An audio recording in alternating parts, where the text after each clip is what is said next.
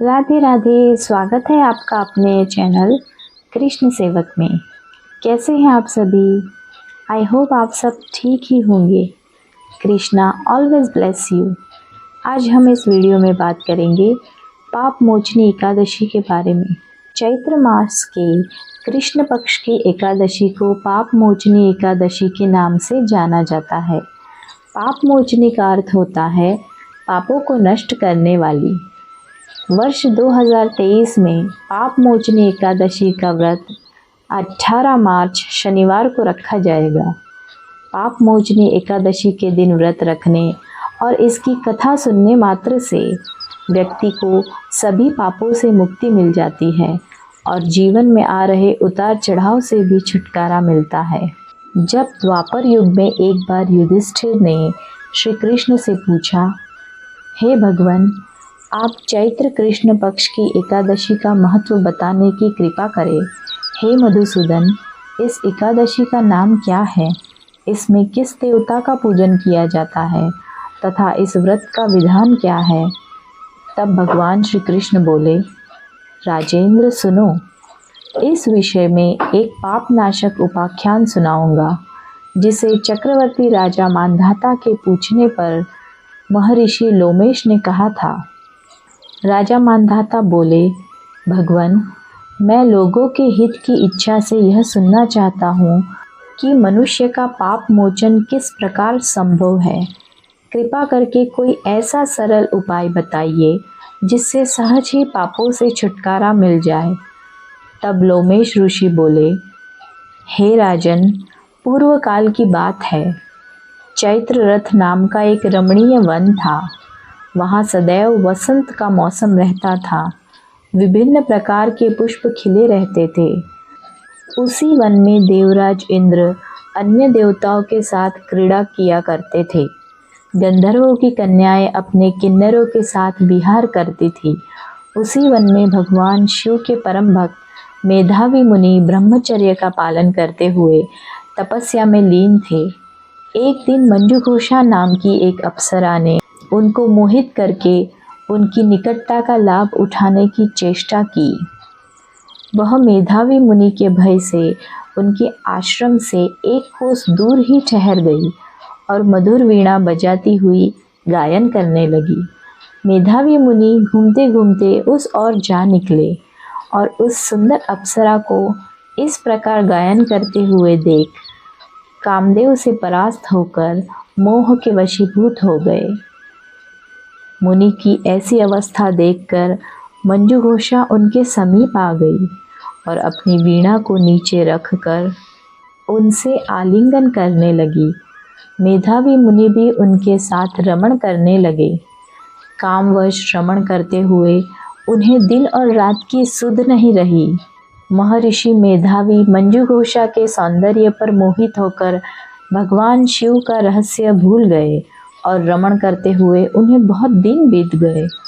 तब मंजुघोषा एक दिन मुनि से बोली, हे ऋषिवर, अब मुझे बहुत समय हो गया है, अतः स्वर्ग जाने की आज्ञा दीजिए।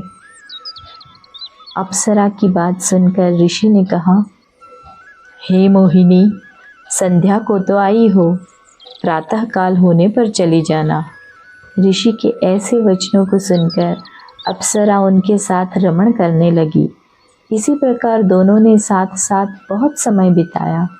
मंजुघोषा ने एक दिन ऋषि से कहा, हे विप्र, अब आप मुझे स्वर्ग जाने की आज्ञा दीजिए। मुनि ने इस बार भी वही कहा, हे रूपसी, अभी ज़्यादा समय व्यतीत नहीं हुआ है, कुछ समय और ठहरो। मुनि की बात सुनकर अप्सरा ने कहा, हे ऋषिवर, आपकी रात तो बहुत लंबी है। आप स्वयं ही सोचिए कि मुझे आपके पास आए हुए कितना समय हो गया है। अब और ज़्यादा समय तक ठहरना उचित है क्या? अप्सरा की बात सुन मुनि को समय का बोध हुआ और वह गंभीरतापूर्वक विचार करने लगे। जब उन्हें समय का ज्ञान हुआ कि उन्हें रमण करते 57 वर्ष व्यतीत हो चुके हैं, तो उस अप्सरा को वह काल का स्वरूप समझने लगे। इतना ज़्यादा समय भोग विलास में व्यर्थ चला जाने पर उन्हें बड़ा क्रोध आया। वह अब भयंकर क्रोध से जलते हुए उस तप नाश करने वाली अप्सरा की तरफ भ्रुकुटी तान कर देखने लगे। क्रोध से उनके अधर कांपने लगे और इंद्रियां बेकाबू होने लगी। क्रोध से थरथराते स्वर में मुनि ने उस अप्सरा से कहा, मेरे तप को नष्ट करने वाली दुष्टा, तू महापापिन और बहुत ही दुराचारिणी है। तुझ पर धिक्कार है। अब तू मेरे श्राप से पिशाचिनी बन जा। मुनि के क्रोधयुक्त श्राप से वह अप्सरा पिशाचिनी बन गई।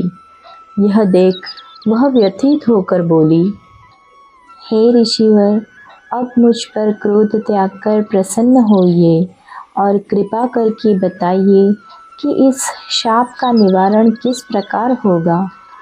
विद्वानों ने कहा है, साधुओं की संगत अच्छा फल देने वाली होती है और आपके साथ तो मेरे बहुत वर्ष व्यतीत हो गए हैं, अतः अब आप मुझ पर प्रसन्न हो जाइए, अन्यथा लोग कहेंगे कि एक पुण्य आत्मा के साथ रहने पर मंजू घोषा को पिशाचिनी बनना पड़ा।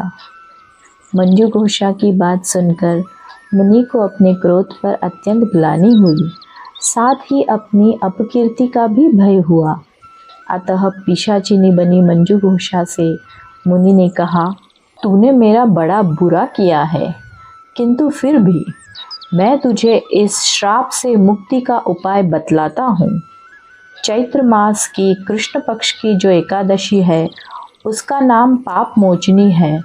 उस एकादशी का उपवास करने से तेरी पिशाचिनी की देह से मुक्ति हो जाएगी। ऐसा कहकर मुनि ने उसको व्रत का सब विधान समझाया। फिर अपने पापों का प्रायश्चित करने के लिए वे अपने पिता च्यवन ऋषि के पास पहुंच गए। च्यवन ऋषि ने अपने पुत्र मेधावी को देखकर कहा, ऐसा क्या किया है तूने कि तेरे सभी तप नष्ट हो गए हैं, जिससे तुम्हारा समस्त तेज मलिन हो गया है। मेधावी मुनि ने लज्जा से अपना सिर झुकाकर कहा, पिताश्री, मैंने एक अप्सरा के साथ रमण करके बहुत बड़ा पाप किया है। इसी पाप के कारण संभवतः मेरा सारा तेज और मेरे तप नष्ट हो गए हैं। कृपा करके आप इस पाप से छूटने का उपाय बतलाइए। ऋषि ने पुत्र से कहा, हे पुत्र, तुम चैत्र माह के कृष्ण पक्ष की पाप मोचनी एकादशी का विधि तथा भक्ति पूर्वक उपवास करो। इससे तुम्हारे सभी पाप नष्ट हो जाएंगे। अपने पिता च्यवन ऋषि के वचनों को सुनकर मेधावी मुनि ने पाप मोचनी एकादशी का व्रत विधि पूर्वक किया और उसके प्रभाव से उनके सभी पाप नष्ट हो गए। व्रत कथा पसंद आए तो वीडियो को लाइक, शेयर और सब्सक्राइब ज़रूर कीजिएगा। मिलते हैं अगली वीडियो के साथ। तब तक के लिए राधे राधे।